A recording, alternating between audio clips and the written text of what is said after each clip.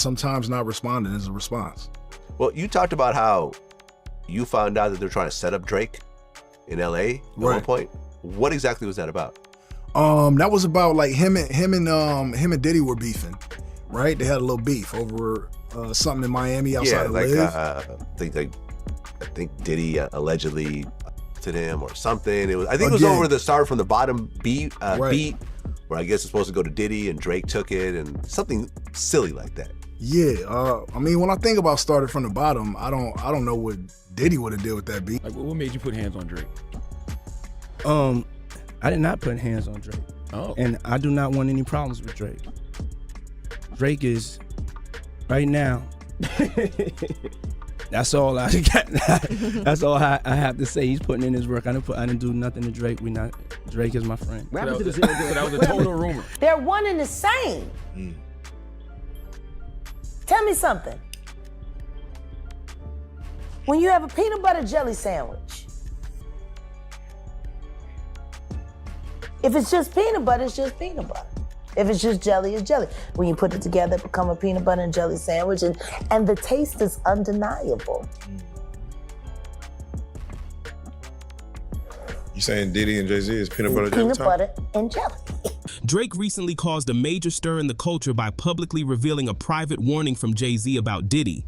This revelation is significant because it makes Jay-Z's old lyrics take on a completely new meaning. It now seems as though he had been dropping coded messages about Diddy for years, and suddenly, all the pieces of the puzzle are clicking into place. To understand this better, we need to go back in time. In 2010, Jay-Z made one of his earliest power moves with Drake by collaborating on his debut album, Thank Me Later, on the track Light Up. This wasn't just another feature, it was a symbolic blessing from a titan in the music industry. Some even believed it felt like Jay-Z was passing the torch, making it clear that Drake was next in line, especially after Lil Wayne had already brought him into Young Money. Jay-Z's involvement with Drake did not end there. He continued to show up at key moments in Drake's career. In 2013, he appeared on Pound Cake, which was widely seen as another stamp of approval. He also collaborated with Drake on Talk Up in 2018 and Love All in 2021. Their relationship has always remained complex, sometimes competitive, with subtle subliminal messages traded between them. Yet Jay-Z always maintained a mentor-like authoritative presence over Drake. Drake himself has even admitted on stage in front of thousands of people that Jay-Z was one of his biggest inspirations, proving that the influence runs deep. I remember when I was about like 17 years old, I was in a parking lot. I was watching Jay-Z do a show for an event at the time that was called Rock the Caravana. It was like the first time Jay-Z had ever really like come to the city and shown us love. And I was with one of my friends from school and I was in the parking lot. For me, that was really a moment that unlocked something in my mind. It made me realize that all this is possible, you know? So I want to thank, This dynamic has always persisted. Jay-Z as the general and Drake as the prime shooter, learning the ropes quickly. Rumor has it that Jay-Z did not just inspire Drake. He coached him from day one on how to navigate the pitfalls of the industry. Jay-Z has been the one whispering advice, teaching him whom to avoid, how to recognize and deal with deceitful individuals, and how to stay safe.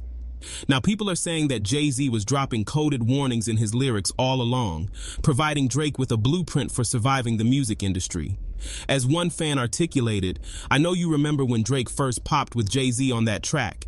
Jay was basically saying, Drake, here's how they're gonna test you.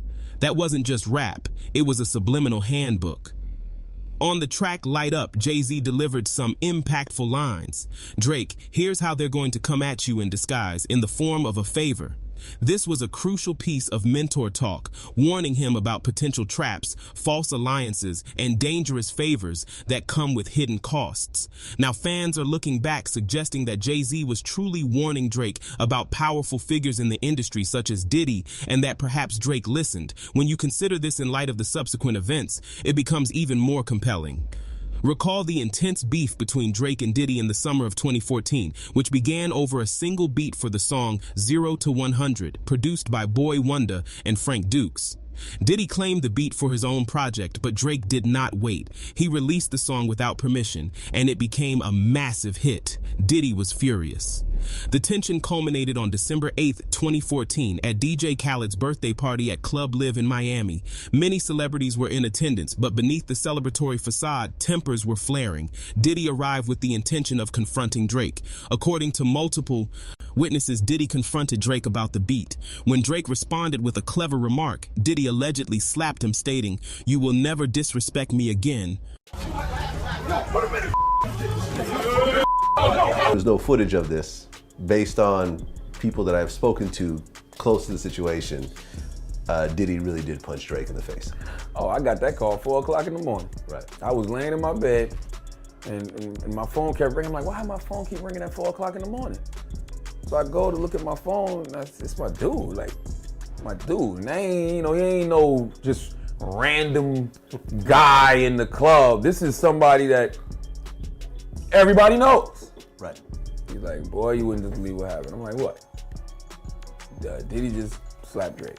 Puffy for so long and having dealings with him.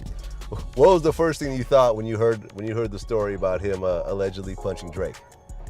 He said, "F it." Drake, I actually thought Drake must have said something wrong to him or something, or did something, or tried to play him, or something must have happened. I actually really didn't, I kind of just laughed. It's funny. It was widely understood that this conflict was not merely a petty music feud. It ran much deeper. It was about raw power, bruised egos, and intense industry politics. People within the industry whispered that it was a straightforward battle for control, influence, and respect. Even 50 Cent could not stay silent, as he publicly criticized the situation and stirred the pot louder than anyone else. His commentary added fuel to the fire, making it clear that this clash was not just about a beat or a song, but was fundamentally a struggle for dominance within hip-hop's elite circles. Puff can't hear a hit? That's kind of crazy. He still hear things from back then, that time. Oh, got you now. Right. Okay. Got you. You can't buy the right. You play it for him right now, and it's hot. You can't buy it. This is why he's fighting Drake. When you hit Drake, because he used the beat that he didn't actually use. 0 to 100. Right, you see what I'm saying? So if he heard it, and then he heard Drake use it, but it wasn't a hit yet until Drake put the lines on it. And he's upset about that because he can't hear it, but he felt like he took something from him. The narrative takes a much darker turn here. Diddy's actions were not limited to a backstage slap. Whispers in Los Angeles became far more sinister, suggesting that Diddy had allegedly placed a bounty on Drake, offering a cash reward to anyone who could catch him off guard. This kind of talk created a tense atmosphere, with rumors circulating through studios, clubs, and back alleys. Suddenly, moving around Los Angeles felt different, as if people were being watched, and phones were ringing with strange calls. It seemed as though something significant was quietly brewing in the shadows. Sometimes not responding is a response. Well, you talked about how you found out that they're trying to set up Drake in LA at one point. What exactly was that about? That was about like him and Diddy were beefing, right? They had a little beef over something in Miami outside of Live. I think Diddy allegedly to him or something. I think it was over the start from the bottom beat, where I guess it's supposed to go to Diddy and Drake took it and something silly like that. Yeah, I mean, when I think about started from the bottom, I don't know what Diddy would have did with that. However, it is said that Drake already saw the storm coming. Jay-Z had warned him to stay sharp and move intelligently within the cutthroat industry. Consequently, Drake connected with The Game, the feared and highly respected Compton figure. While Diddy may have had influence, The Game had genuine street credibility, and when a conflict turns physical, that credibility surpasses influence every time. This connection may have ultimately saved Drake. The Game allegedly later admitted that people tried to set Drake up, encouraging him to harm him. However, instead of allowing others to handle the situation, The Game personally showed up and stood guard to protect Drake, completely flipping the script. Who it is, like there's certain people that are gonna get called, and I'm one of those people. So, I had privy, Drake to a little information. Like I said, I don't know where it came from, but I always, it's like my brother. So I hit him. I told him like, yo, this is what it is, but I got you. We over here, and I'm pretty heavy. So, we straight. Let's be completely honest. There are no favors in the streets that come without a price. Protection of that kind is not freely given. It comes with significant weight, expectations, and unspoken rules. So, what did Drake do in return? He repaid the debt in the only way a rap titan could, by giving Game an entire record, specifically the track 100. But he didn't stop there. They shot the video right in Compton, Game's home turf, effectively placing Drake in the heart of real street territory. This was not a simple collaboration for the sake of culture. It was a calculated chess move. Drake wasn't just chasing credibility, he was securing protection. And that song was the down payment. The video itself was a stamp, a loud message to anyone who might have been plotting, I have muscle now. However, this is where the situation descended into chaos. During that same video shoot in Compton, Drake suddenly got spooked, appearing genuinely shaken. According to Whack 100, who was on the scene, Drake spotted some unknown individuals approaching. Seeing unfamiliar faces and sensing a strange energy, Drake panicked, thinking it was a setup and that the bounty Diddy allegedly put out was about to be instantly collected. He bolted. According to Whack 100, they had to literally chase him down, calm him, and explain, relax, those guys are with us, they're here to protect you. Drake and Game do a song. What about it? And Drake comes to Compton to shoot the video. 100. We shot it on Brazil and Wimbledon. What all happened during that video?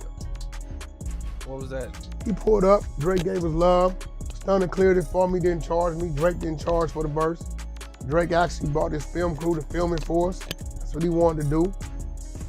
We was on the famous Brazil and Wimbledon shooting it, in the canal. We had to move blocks. And when we move blocks, we send the little homies to do what they need to do. Drake kind of seen some activity and shit. He did what a motherfucker you supposed to do. He got out of there. So we sent somebody to get him. Bro, it's cool, that ain't for you, that's for us. Because we seen shit going on. But we moving blocks. We're not just gonna hit the block without the block being right. So we had to make sure the homies, when they cleared the block. He came back and we finished the video. By May 2015, however, word on the street was that the conflict had finally been resolved. Rumors circulated that the two had patched things up, with French Montana even bragging that he had helped broker the peace. Diddy then appeared on The Breakfast Club where he denied all the negative talk, claiming that Drake was a friend. But the streets were not convinced. Fans felt the whole interaction seemed staged, more like a clever public relations cleanup than a genuine display of brotherhood. Behind the smiles, the tension was still palpable. I did not put hands on Drake. And I do not want any problems with Drake. Drake is, right now, that's all I got. That's all I have to say. He's putting in his work. I didn't do nothing to Drake. Drake is my friend. Behind closed doors, the atmosphere remained sour. The relationship was outwardly professional and cool, but deeply frigid underneath. Some industry insiders swore that the conflict was never just about a beat. It ran much deeper. Cassie's legal claims, which later became public filings and shook the culture, painted Diddy as an obsessive and controlling figure. Back in 2013, rumors swirled that Drake wanted to bring Cassie to his OVO festival. Even if it was just talk, in Diddy's world, perception is power, and that alone could have triggered a major reaction. People even resurfaced an old tweet from Lil Duval that read, "I heard Diddy swung on Drake in Miami for saying hello to Cassie." At the time, people laughed, but today, that line hits differently. Meanwhile, Drake spoke in his usual manner, through coded lyrics. On his track 4 p.m. in Calabasas, he sent out subtle but targeted messages, with lines like, "All you self-promoters are janky, even the OGs trying to press me." He even mocked Diddy's classic ad-lib, take that, like a deliberate wink that the entire community instantly caught. Most people shrugged it off then, but now the dots are connecting. The tension, the power plays, and the shadow boxing were all hidden in plain sight within the music. Now, the whispers are louder than ever. Some fans even argue that Jay-Z was entangled in Diddy's twisted games too. Jay-Z's name continues to be dragged into messy lawsuits and bizarre party rumors. As Jaguar Wright once put it, Jay and Diddy are the same sandwich, just different slices. He brought you on to speak on Diddy, and it seemed as if your focus turned to Jay-Z, his wife. That's always been my focus. Yes. What? They're one and the same. Tell me something. When you have a peanut butter jelly sandwich, if it's just peanut butter, it's just peanut butter. If it's just jelly, it's jelly. When you put it together, it becomes a peanut butter and jelly sandwich, and the taste is undeniable. You saying Diddy and Jay-Z is peanut butter jelly? Peanut butter and jelly. And people are buying into this theory heavily. One user even wrote, "People call her crazy because she's telling the truth. I love me some Jag, but this isn't just about Drake. It's about what Jay-Z knew and how long he might have been covering for Diddy's empire in the shadows. If those warnings were real, some say Hav wasn't just dropping gems. He was protecting his own throne from the very beginning." But what do you think? Were the subliminal messages the real evidence all along? And how deep did Jay-Z's knowledge go? Was he just a mentor, or was he a man guarding secrets bigger than hip-hop? Drop your thoughts in the comments. Smash that like button. Share this with someone who needs to see it. And don't forget to subscribe, because the next bombshell is about to shake things up.